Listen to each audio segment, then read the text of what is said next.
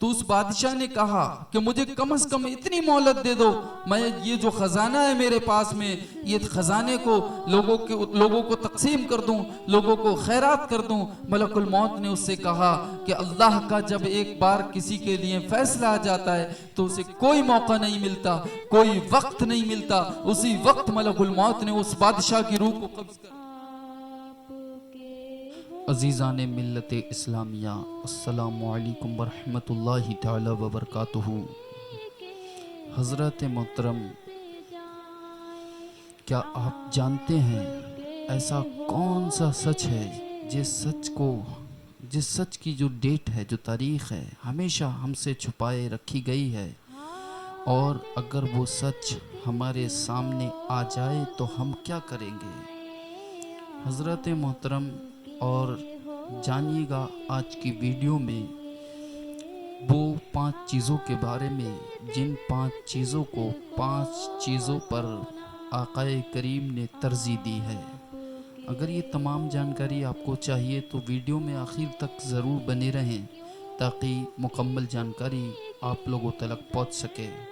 हज़रत मोहतरम, इस वीडियो को सबाब जारिया समझ करके, सदक़ाए जारिया की नियत से अपने दूसरे भाई या बहन या किसी भी अजीज़ का भला अगर आप चाहते हो तो उसके पास ज़रूर शेयर कर देना ताकि इस वीडियो को सुन करके वो भी हिदायत पा सके। हज़रत मोहतरम, गुजारिश है आप लोगों से, जो लोग चैनल पर नए हैं प्लीज़ चैनल को सब्सक्राइब कर लें ताकि हर आने वाली वीडियो की नोटिफिकेशन आपको उसके सही वक्त पर मिलती रहे।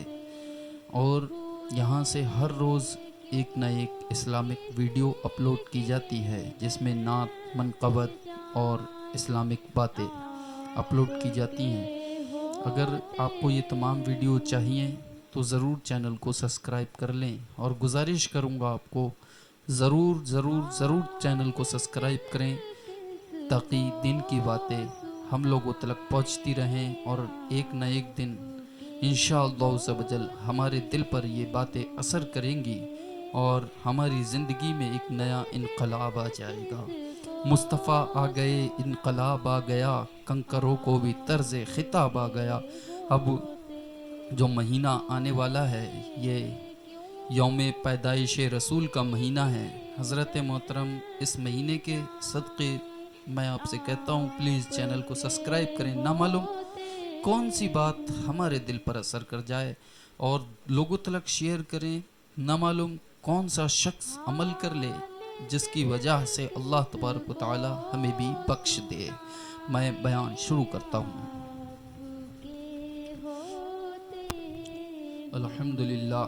अल्हम्दुलिल्लाह रब्बिल आलमीन वस्सलातु वस्सलामु अला सय्यदिल मुरसलीन, अम्मा बाद फ़अऊज़ु बिल्लाहि मिनश शैतानिर रजीम, बिस्मिल्लाहिर रहमानिर रहीम। वअन्फ़िक़ू मिम्मा रज़क़नाकुम मिन क़ब्लि अन यअतिय अहदहुमुल मौत फ़यक़ूल रब्बी लौला अख़्ख़रतनी इला अजलिन क़रीबिन फ़अस्सद्दक़ वअकुम मिनस सालिहीन वलन युअख़्ख़िरल्लाहु नफ़्सन इज़ा जाअ अजलुहा वल्लाहु ख़बीरुम बिमा तअमलून। सदक़ल्लाहुल अज़ीम। इन्नल्लाह व मलाइकतहु युसल्लूना अलन नबी या अय्युहल्लज़ीना आमनू सल्लु अलैहि वसल्लिमू तस्लीमा। आइए हमारा सबसे पहले आक़ाए नामदार, दोनों आलम के मालिक व मुख्तार, हम गरीबों के गम गुसार, हुजूर रहमत आलम, नूर मुजस्सम, महबूब परवरदिगार की बारगाहे अक़दस में झूम झूम करके दरूद व सलाम का हदिया पेश करें। पढ़िए अल्लाहुम्मा सल्लि अला सय्यदना व शफ़ीना व हबीबना नबियना मौलाना मुहम्मदिन मअदनिल जूदी वल करम मंबइल इल्मी वल हिल्मी वल हिकमी व आलिहि व सहबिहि व बारिक व सल्लिम अलैहि। सल्लु अलैहि सलातु व सलामुन अलैका हबीबी या रसूलल्लाह सल्लल्लाहु तआला अलैहि व आलिहि वसल्लम। हज़रत मोहतरम, मैंने जिस आयत करीमा को पढ़ने का शर्फ हासिल किया था, यह आयत करीमा सूरह मुनाफिकून आयत नंबर 10 और 11। अल्लाह तबारक तआला ने इरशाद फरमाया कि हमने जो तुम्हें माल अता फरमाया है, इस माल में से कुछ अल्लाह की राह में खर्च करो, इससे कबल कि तुम में से किसी को मौत ना आ जाए और फिर तुम कहोगे ऐ हमारे रब, हमें थोड़ी मोहलत देता, हम तेरी बारगाह में सदका करते, ज़कात देते, तमाम अमल करते और सालिहीन लोगों में शामिल हो जाते। अल्लाह तबारक व तआला इससे आगे इरशाद फरमाता है आयत नंबर 11 में, और जब किसी जान का मुकर्ररा वक्त आ जाता है तो वो फैसला नहीं बदलता, बेशक अल्लाह ही की तरफ लौट करके जाना है, वो खबर रखने वाला है। तो हज़रत मोहतरम गौर करने का मकाम ये है, सबसे पहली चीज़ अल्लाह तबारक व तआला ने कुरान करीम में इरशाद फरमाया फ़अस्सद्दक़ा व कुम मिनस्सालिहीन। यहाँ पर अल्लाह तबारक व तआला चाहता तो ये इरशाद फरमा सकता था कि उस वक्त में बंदे नमाज की तमन्ना करेंगे, वो मालिक मुख्तार है, वो कुल कायनात का बादशाह है, वो चाहता इरशाद फरमा देता।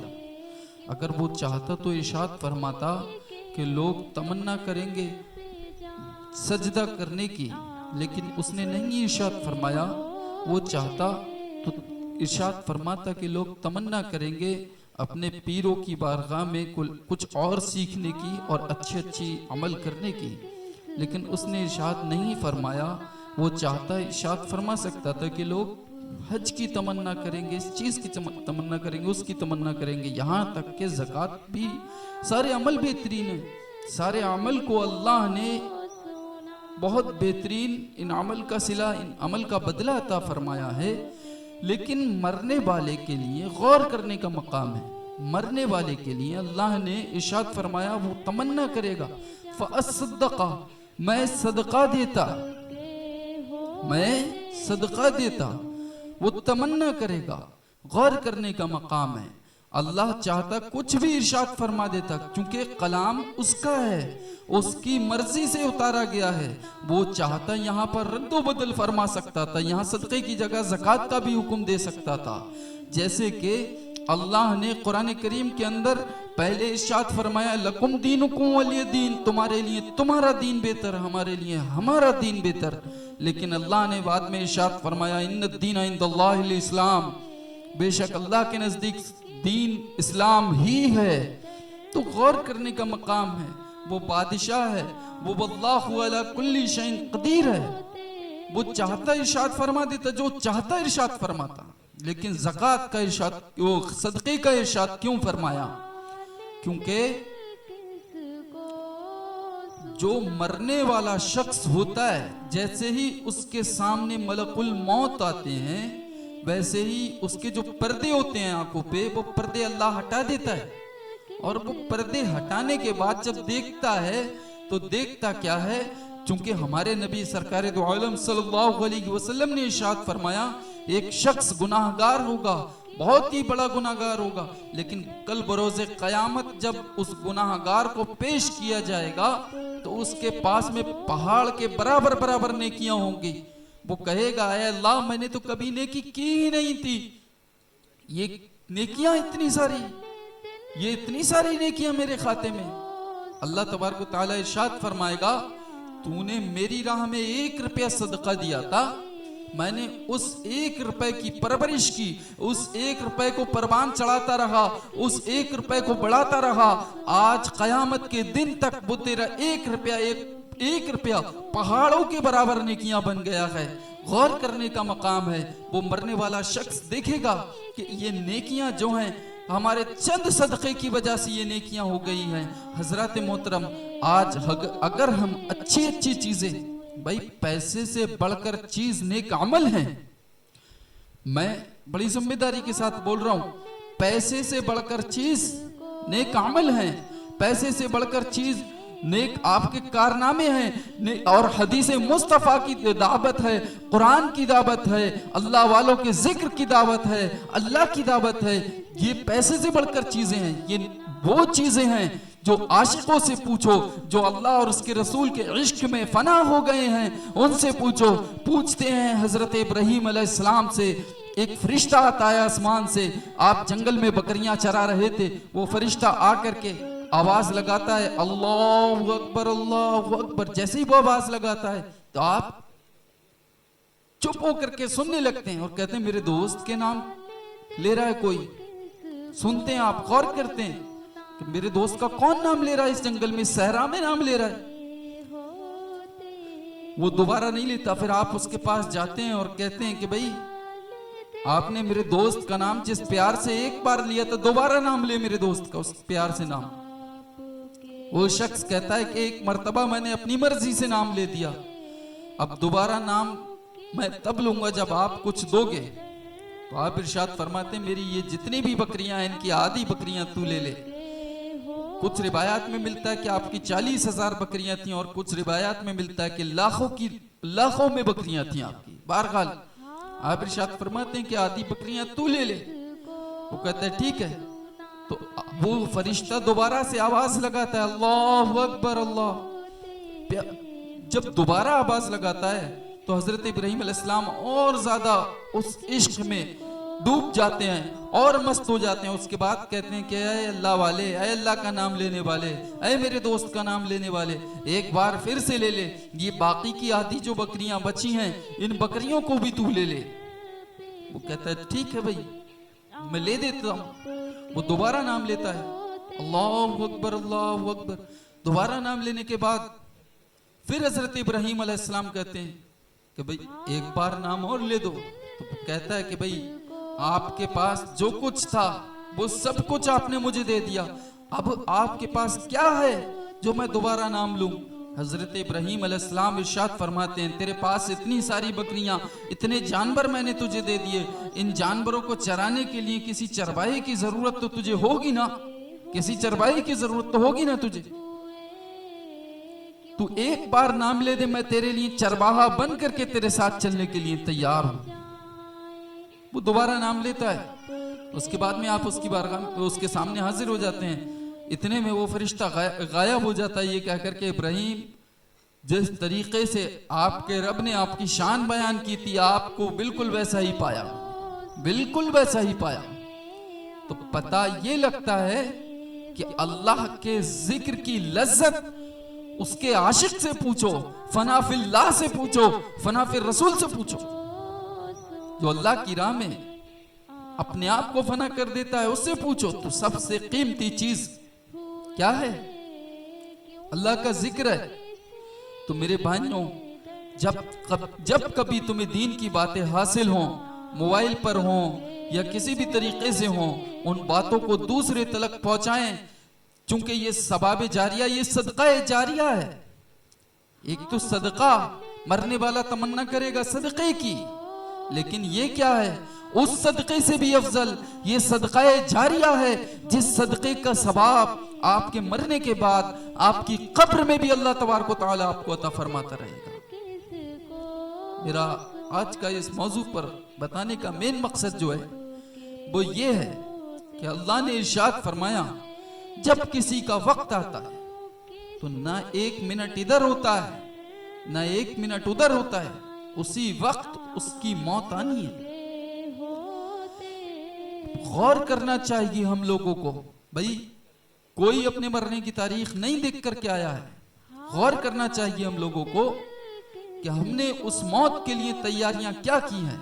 आकाए करीम सरकार दो आलम सल्लल्लाहु अलैहि वसल्लम ने इरशाद फरमाया, मौत ऐसी चीज है जब वो आती है तो मोमिन सालिहीन जो होता है, जो सालेह मोमिन होता है, वो खुश होता है और उसके लिए बेहतरीन तोहफा होती है। और जो बदकार होता है, जो गुनाहगार होता है, उसके लिए मौत एक अजाब होती है। ऐसा अजाब जिस अजाब के बाद उसके लिए पता नहीं कि अब नेकियों का हिसाब किताब बनना भी है या नहीं बनना।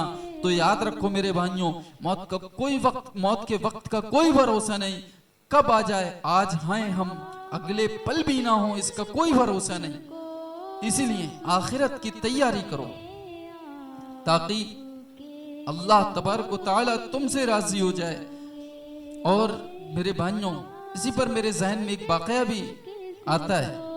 एक शख्स था, एक बादशाह ने बड़ा बेहतरीन अपना महल बनवाया, बहुत शानदार। उस महल के अंदर तमाम ऐशो आराम मौजूद, और उसने महल बनवा करके उस वक्त के जो उस इलाके के उलमा थे,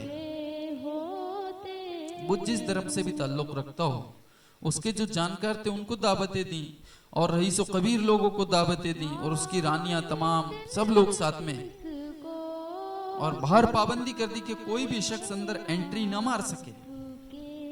ताकीद करके फिर वो बड़ा ऐशो आराम से अपने सोने के तख्त पर बैठा हुआ बता रहा था सबको, देखो भाई मैंने इतना शानदार ऐसा महल बनवाया, वैसा बनवाया, इसके अंदर किसी को कोई कमी नजर आ रही क्या? किसकी हिम्मत बादशाह के सामने बोल ले।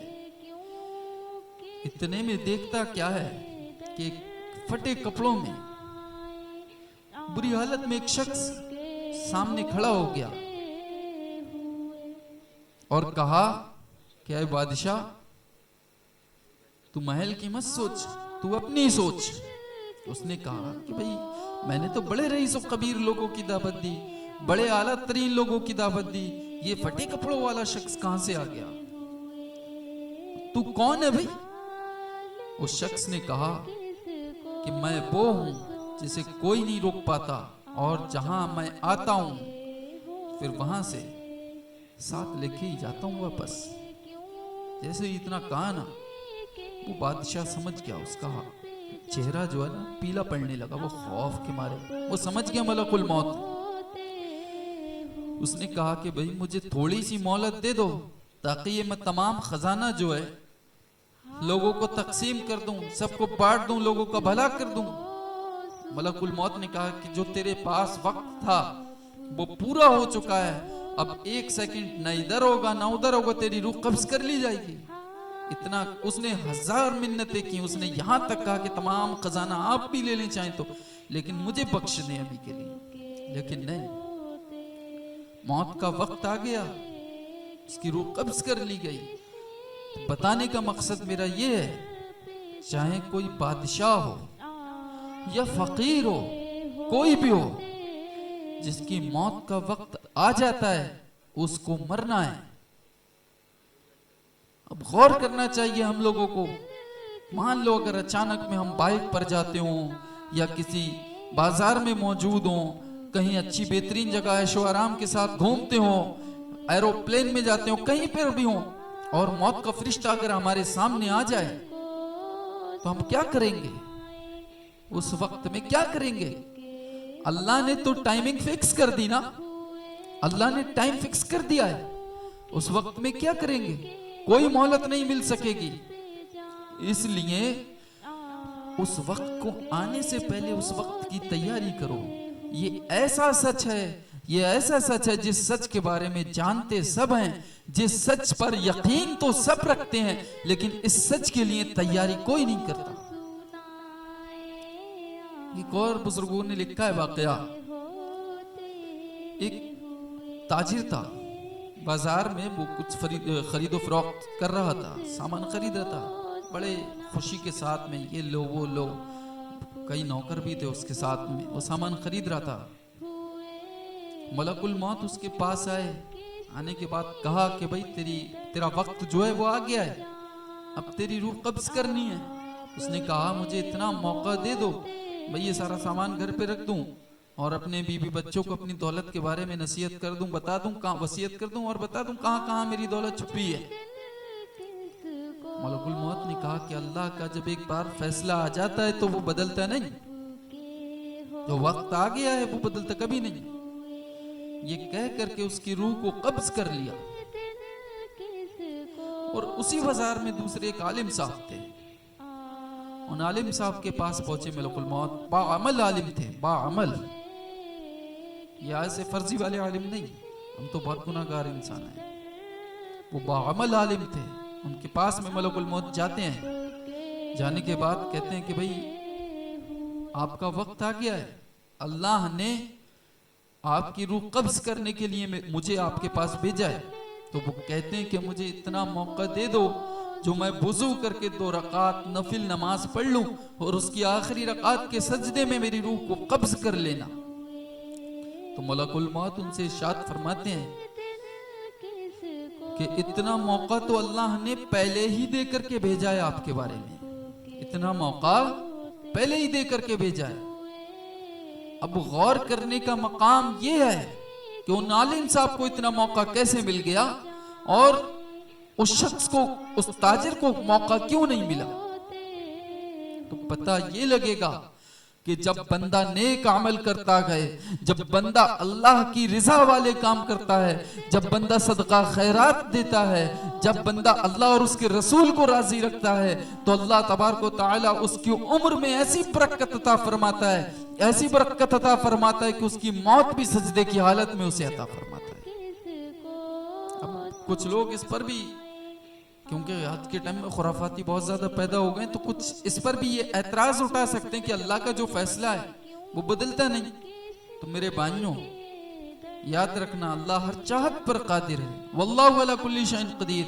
और फिर भी तुम्हारी अक्ल के लिए मैं बता दूं कि मलकुल मौत को उस नेक बाअमल आलिम के पास में उसकी मौत के वक्त से इतना वक्त पहले भेज दिया होगा जितने में वो तैयारी करके वुजू करके 2 रकात नमाज पढ़ ले और उसके आखिरी सजदे में चला जाए। इतना वक्त दे करके भेज दिया होगा पहले। और दूसरी चीज, अल्लाह तबारक व तआला की शान बहुत आला है, वो पाक परवरदिगार बहुत आला है, वो रब्बुल आलमीन है, वो वल्लाहु अला कुल्ली शैइन कदीर है। यहाँ अगर बात करें कुरान करीम की सनद के साथ में, तो अल्लाह ने अपने चहीते बंदे हजरत ईसा अला नबीना को इतनी ताकत दे दी थी कि वो कब्र में ठोकर लगाए कुंबे जिन्निल्लाह कह करके, तो अल्लाह तबारक व तआला के फजल से वो मुर्दा जिंदा हो जाया करता था। ईसा अलैहिस्सलाम को, मैं उन लोगों की अक्ल से बात कर रहा हूं जो औलिया इकराम की शान पर यकीन नहीं रखते, वरना तो अल्हम्दुलिल्लाह हमारे गौसुल आजम पीरा मीरा शेख अब्दुल कादिर जिलानी रहमतुल्लाह अलैह को अल्लाह तबारक व तआला ने इतनी ताकत दी थी कि आप हमेशा, जब एक यहूदी ने कहा कि भाई एक ईसाई ने कहा कि हमारे नबी मुर्दों को जिंदा कर दिया करते थे, आपके नबी ने क्या किया। ये बुजुर्गाने दीन का मामला ही कुछ अलग होता है। तो उन्होंने कहा कि तेरे नबी ने मुर्दों को जिंदा किया है ना, और मैं नबी नहीं हूं, मैं नबी नहीं हूं, लेकिन तुझे फिर भी आ कब्रिस्तान में चल। कब्रिस्तान में जाता है, कहते हैं कि भाई वहां नबी का मामला था, यहां नबी की औलाद है, ये बता कौन सी कब्र से मुर्दे को उठाना है। वो ईसाई जो है एक कब्र पे जाता है, बड़ी पुरानी सी कब्र पे, और जाने के बाद कहते हैं इस कब्र में से उठाना है। हजरत गौसे आजम इरशाद फरमाते हैं कि तेरे नबी क्या कह करके उठाया करते थे मुर्दे को, जिंदा क्या कह करके किया करते थे। तो उन्होंने कहा, उस ईसाई ने कहा कि मेरे नबी कहते थे कुम बिइज़्निल्लाह, अल्लाह के हुक्म से जिंदा हो जा, उठ जा अल्लाह के हुक्म से। तो आपने इरशाद फरमाया मैं कुम बिइज़्निल्लाह नहीं कहूंगा, मैं कहूंगा कि मेरे हुक्म से जिंदा हो जा, तो भी ये मुर्दा जिंदा हो जाएगा। और आपने कहा कब्र पर ठोकर लगा के उठ जा मेरे हुक्म से, वो मुर्दा उठ करके खड़ा हो जाता है। तो गौर करने का मकाम ये है कि जब अल्लाह ने अपने वलियों को ये शान दे दी है, ये मर्तबा, ये मकाम दिया है, तो ये मकाम, ये मर्तबा, ये शान अल्लाह ने दी क्यों है। पता ये लगता है ये शान, ये मर्तबा, ये मकाम इसलिए मिला है क्योंकि उन्होंने अपनी सारी जिंदगी अल्लाह और उसके रसूल को राजी करने में वक्फ कर दी, और हम लोग अपनी जिंदगी को इधर उधर बर्बाद कर रहे हैं, अपनी जिंदगी को बेफजूलियत में खर्च कर रहे हैं। और हजरत मोहतरम कुरान के पहले अल्फाज क्या थे, व अनफिकू मिम्मा रज़क़नाकुम मिन क़ब्लि अन यअतियहुमुल मौत। कुरान ने फरमाया जो हमने तुम्हें माल दिया उसमें से थोड़ा माल, थोड़ा माल। कारून के बारे में तो आपने पढ़ा होगा, मैं कारून की तरफ नहीं जाऊंगा, बड़ा मशहूर वाक़या है। मैं आप पर आपकी कमी को जाहिर करना चाहता हूं। अगर अल्लाह ने बेफजली ताला अल्लाह ने अगर हमें एक साल में 20 लाख रुपए पैदा करा दिए, 20 लाख की कमाई करा दी, तो अल्हम्दुलिल्लाह 1 लाख में से 2,500 रुपये होते हैं, 4 लाख में से 10,000 हो जाएंगे और 20 लाख में से 50,000।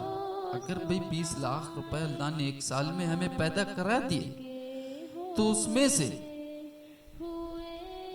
अगर 50,000 रुपए हम अल्लाह की बारगाह में खर्च कर दें, तो क्या हमारे माल में से क्या माल में असर पड़ जाएगा?